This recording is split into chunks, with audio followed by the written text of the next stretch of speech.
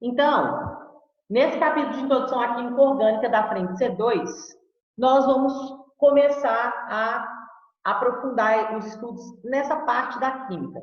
Lembrando que a química é dividida em duas frentes, que seria a química inorgânica, que é o que a gente estava estudando anteriormente. Todas as questões da frente A e da frente B do livro de vocês são relacionadas à química inorgânica. E no caso da frente C, a partir da frente C2, os capítulos são relacionados ao estudo da química orgânica, tá? Mas o que é a química orgânica em si? O que a química orgânica estuda? A química orgânica, pessoal, antes dela de fato ter um estudo mais aprofundado, né, especificamente para ela, acreditava-se que a química orgânica estudava apenas compostos que eram extraídos de organismos vivos. E esses compostos orgânicos, eles precisavam de uma força maior, que no caso seria uma força vital, seria a vida, para que eles fossem sintetizados. Para a maioria naquela época, acreditava que, para ser composto orgânico, esse composto orgânico ele só poderia ter vindo de um organismo vivo. Porque se não tivesse vida, se não existisse a vida, não haveria possibilidade, meios desses compostos orgânicos serem sintetizados, serem produzidos.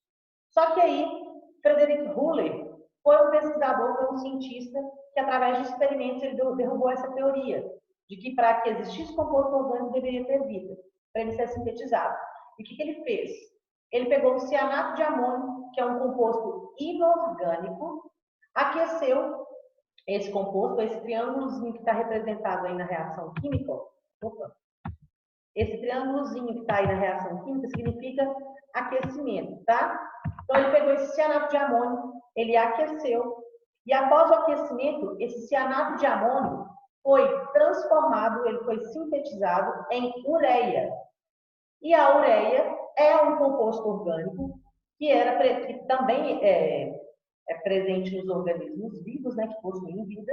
Porém, com esse experimento, ele conseguiu provar que, através de um composto inorgânico, um composto que não tinha vida, ele conseguiu sintetizar, produzir um composto orgânico. Então, a teoria de que para ser um composto orgânico deveria existir vida, ela foi derrubada por Frederick Ruller nesse experimento aí. E aí, os estudos da química orgânica foram evoluindo e chegou-se à conclusão que a química orgânica é uma parte da química que estuda os compostos de carbono, tá? Então, se falar para você química orgânica, o que tem que vir à cabeça de vocês, da mente de vocês? Ah, se é um composto orgânico, esse composto tem que ter carbono. Todos os compostos orgânicos possuem o átomo de carbono em sua composição. Mas nem tudo que tem carbono é composto orgânico. Então, se eu te falar, eu tenho um composto orgânico disponível para fazer tal reação. Se eu estou te falando que eu tenho um composto orgânico, você tem que pensar que se é orgânico, ele tem que ter átomo de carbono.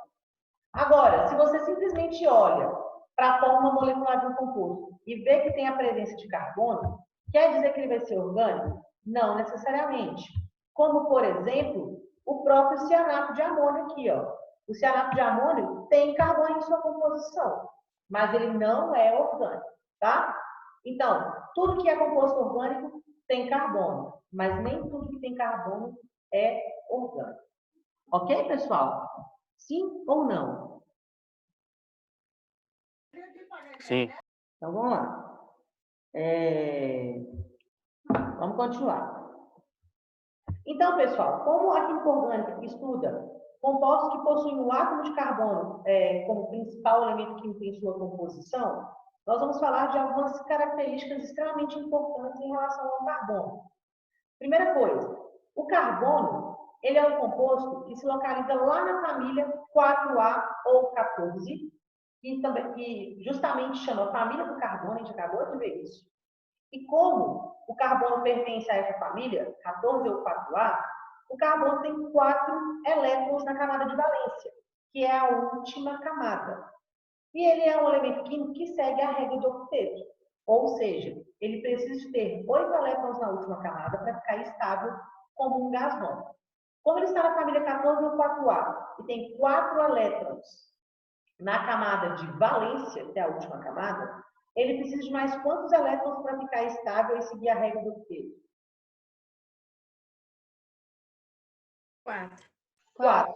E aí ele vai adquirir esses mais 4 elétrons, né, para ficar com 8 na última camada e ficar estável seguindo a regra do octeto, através de ligações químicas, tá? Como o carbono é um ametal, o carbono tem uma tendência a formar ligações covalentes, que é ligações entre ametais, que ele é um próprio ametal, né? Ou entre hidrogênio e ametais. Então, o que acontece? Como ele tem 4 elétrons e precisa de mais 4 elétrons para ficar estável, o carbono ele vai fazer necessariamente 4 ligações com outros átomos para ficar com esses 8 elétrons na última camada e adquirir estabilidade. Então, o primeiro postulado, o carbono é tetravalente em todos os compostos orgânicos. Ou seja, o que significa ele ser tetravalente? Alguém sabe me falar? Ele faz 4 ligações? Na verdade é porque ele tem 4 elétrons. Ele tem 4 elétrons na camada de valência. Isso, ele é tetravalente porque ele tem 4 elétrons na última camada. Isso. Então, como ele tem 4 elétrons na última camada, ele precisa de mais 4 elétrons para ficar estável com 8, aí sim a gente chega no segundo postulado. Aí ele vai fazer 4 ligações para adquirir essa estabilidade, e isso ele vai fazer em todos os compostos orgânicos. O carbono tem que fazer necessariamente 4 ligações para adquirir estabilidade, tá? E essas ligações, essas 4 ligações que eles fazem, são ligações equivalentes, são ligações que são semelhantes, tá? E como o carbono, ele pode fazer essas 4 ligações, ele faz 4 ligações para adquirir essa estabilidade, ele tem essa capacidade de se ligar a outros elementos químicos, ou ligar até entre eles mesmo, entre carbonos mesmo, e formar cadeias.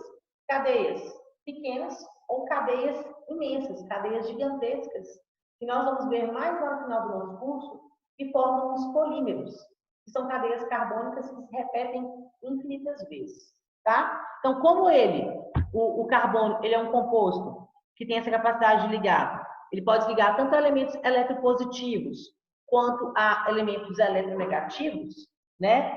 Que no caso tem lá elementos eletropositivos que ele pode se ligar, que é o hidrogênio, ou elementos eletronegativos que ele também pode se ligar, mas em menor quantidade, mas o oxigênio, o flúor, tem vários elementos que ele pode se ligar, ele pode formar essas cadeias aí pequenas ou podem formar cadeias muito grandes.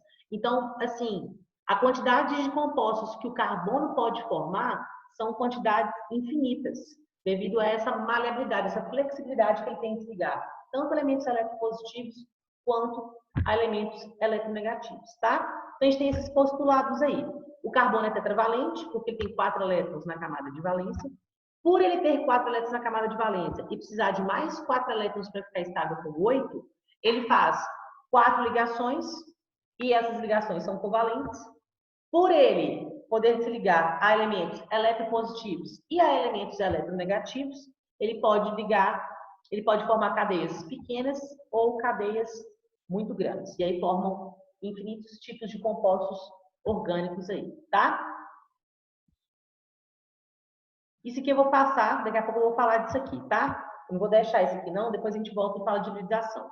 Nós vamos falar primeiro, como a gente está falando de ligações que o carbono pode fazer, as ligações químicas, a gente tem 3 formas, 3 tipos de ligação. Quais são os tipos de ligações que os átomos podem fazer entre si? Vocês lembram?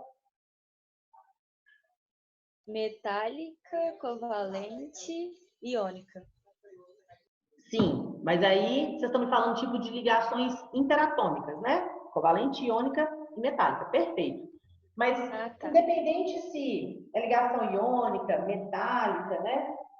Ou covalente, quais são os tipos de ligações que a gente tem? Simples, dupla e tripla? Isso, simples, dupla e tripla.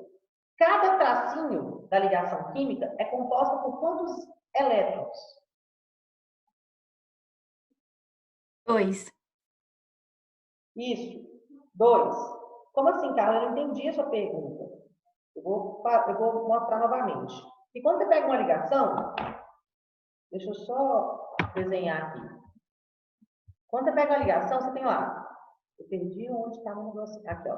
Quando você tem uma ligação simples, dupla ou tripla, quando eu pergunto quantos elétrons tem em cada ligação, é em cada tracinho. Nesse tracinho da ligação simples, eu tenho 2 elétrons.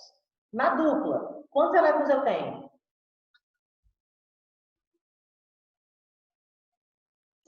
4. 4, porque em cada tracinho você tem 2.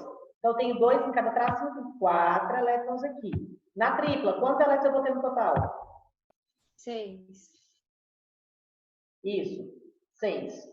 Só que as ligações simples, duplas e ou triplas, elas são formadas por um outro tipo de ligação, que são as ligações do tipo sigma e as ligações do tipo pi, tá? Vocês prestem muita atenção nessas definições, porque a gente vai usar elas constantemente no estudo da química orgânica. Então, as ligações do tipo sigma, que a gente representa por essa letrinha aqui grega, que é o sigma, tá? Geralmente a gente desenha ela assim, ó. Tá? A ligação sigma. É representada por essa letra aí. As ligações sigma, pessoal, são as ligações mais fortes que a gente tem. Dentro da ligação simples, dupla e tripla, elas são formadas de ligação sigma e ligação pi. Entre a sigma e a pi, a ligação sigma é a ligação mais forte em relação a pi. Por quê? Porque as ligações sigma são as primeiras a serem formadas. E elas são formadas uma vez a cada 2 átomos. Como assim? Quando você pega a ligação entre 2 átomos, eles podem se ligar ou com ligações simples, ou com ligações duplas, ou com ligações triplas. Quando eu falo que as ligações do tipo sigma são as primeiras a ocorrer, elas são as mais fortes, elas ocorrem uma vez a cada 2 átomos, o que eu estou querendo dizer? Por exemplo, quem que forma primeiro que vocês acham? A ligação simples, dupla ou tripla?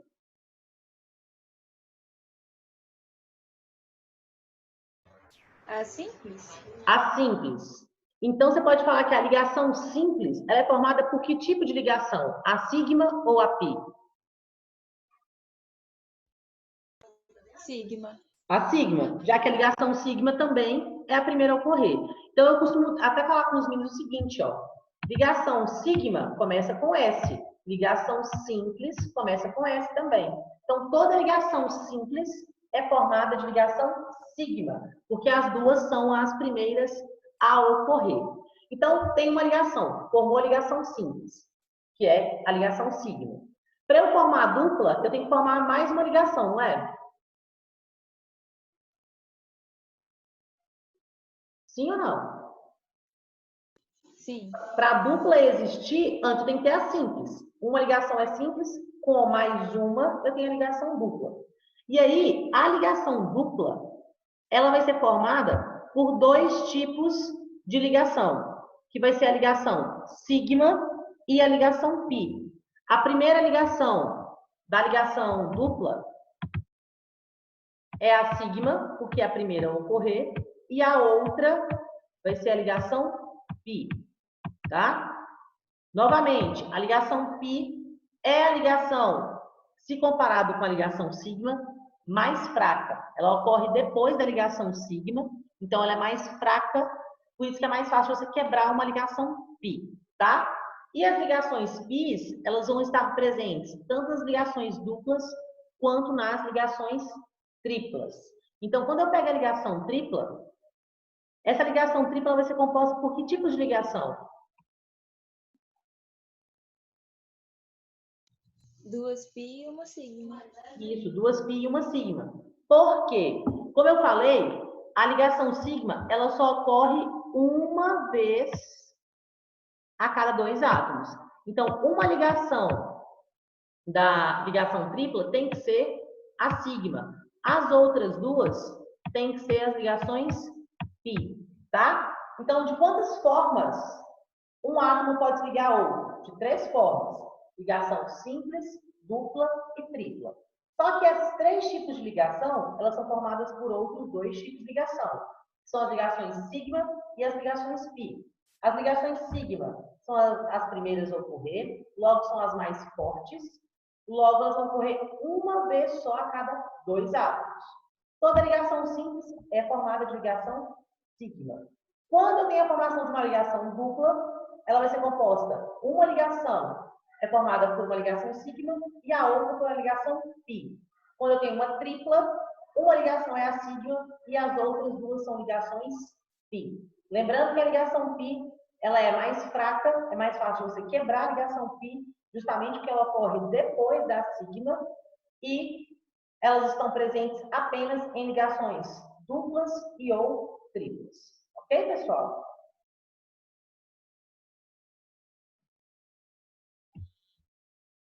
Então, aqui, ó, só para demonstrar.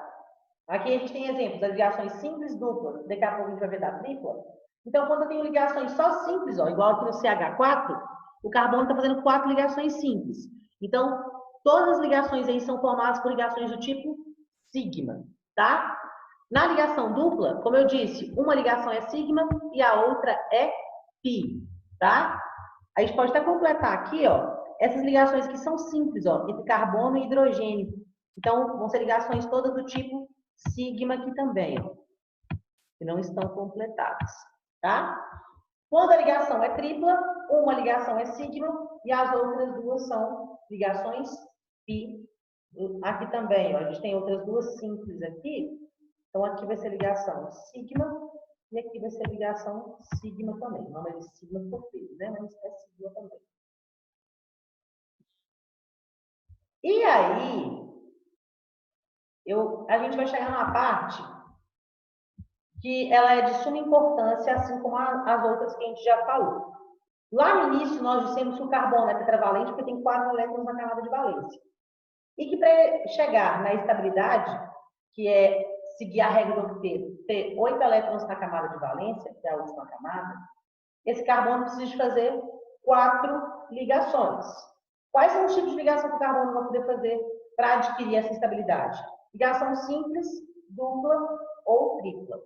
E aí, existem 4 formas de o carbono fazer essas 4 ligações. A gente vai ver isso aqui agora, tá? Então, pessoal, como eu estava falando, o carbono vai ter que fazer 4 ligações para ficar estável. E aí, para ele ficar estável, ele vai fazer ligações simples, duplas ou triplas. E para ele adquirir a estabilidade da regra do octeto, ele tem essas 4 formas de fazer essas 4 ligações. Então, o carbono, ele ou faz 4 ligações simples, ou ele faz uma dupla e 2 simples, ou ele faz uma tripla e uma simples, ou ele faz 2 duplas. Então, são essas 4 formas que o carbono tem para fazer as suas 4 ligações que ele tem que fazer nos compostos orgânicos. E aí, vocês têm que lembrar que cada tracinho é uma ligação. Então, você tem 4 ligações simples. Aqui você tem, ó, uma dupla e 2 simples. Mas ó, você tem uma ligação, 2 ligações, 3 ligações e 4 ligações. Em todos tem 4. Cada tracinho é uma. 1, 2, 3, 4. 1, 2, 3, 4. Em todas as ocasiões, o carbono está fazendo 4 ligações, tá? Essas 4 ligações vão ser divididas em ligações simples, duplas ou triplas. Então, só tem essas 4 formas dele adquirir a estabilidade. E aí, a gente associa o tipo de ligação do carbono com a hibridização, com a sua geometria e com o ângulo que existe entre as ligações, tá? O ângulo entre as ligações, pessoal, é uma característica que hoje em dia nem é tão utilizada nas questões. Eles nem fazem muita associação do ângulo entre as ligações do carbono. Espera só um pouquinho, tem alguém perguntando alguma coisa aqui no grupo. Espera aí. Depois eu respondo. Então, essa questão do ângulo entre as ligações era uma característica do carbono que antes era cobrada com uma certa frequência. mais de uns 8 anos para cá ou mais, já não é uma característica que aparece nas questões, não. Então, vocês não precisam se preocupar em querer memorizar isso, tá? Porque é muito raro aparecer em questões nos processos seletivos de modo geral, tá? Então, a gente presta atenção no que eu vou falar aqui agora. Todas as vezes com a questão de perguntar de geometria de carbono e de hibridização do carbono, qual é a característica que você vai ter que pensar para poder fazer essa análise? O tipo de ligação que ele faz. Como assim? Todas as vezes que o carbono tiver 4 ligações simples, a geometria, ou seja, a forma como os átomos vão se organizar no espaço, vai ser a geometria tetraédrica, tá? Que é a forma de um tetraedro. Daqui a pouco a gente vai ver como é que é isso. Se ele tiver uma ligação dupla e 2 ligações simples, a geometria que o carbono vai ter é a geometria trigonal plana. Agora, se ele tiver 2 duplas, ou uma simples e uma tripla, esse carbono vai ter uma geometria que eu chamo de geometria linear. Não há outra possibilidade. Isso é definição, tá? Existe uma discussão por trás disso que é mais complexa. A gente não vai discutir isso, porque eles não fazem essa discussão com vocês a nível de ensino básico, só a nível de ensino superior.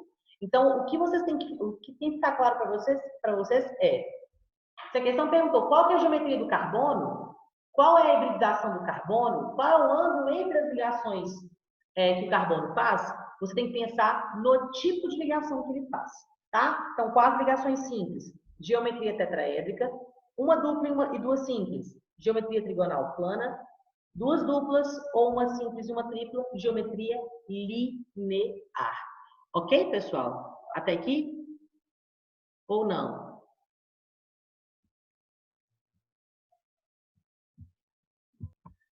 Então, o carbono tem um número atômico igual a 6. Quando eu faço a distribuição eletrônica do carbono, ela fica 1s, 2, 2s2 e 2p2.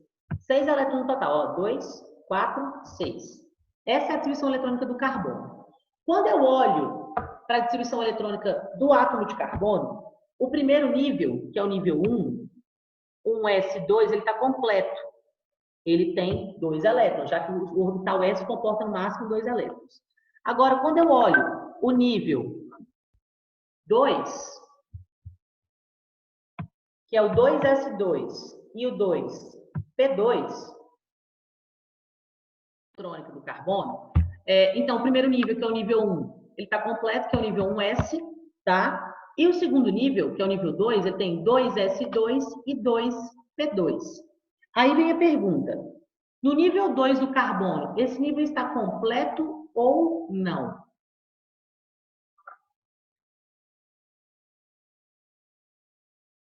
Está completo ou não, pessoal? Não, faltam 4 elétrons para ficar completo.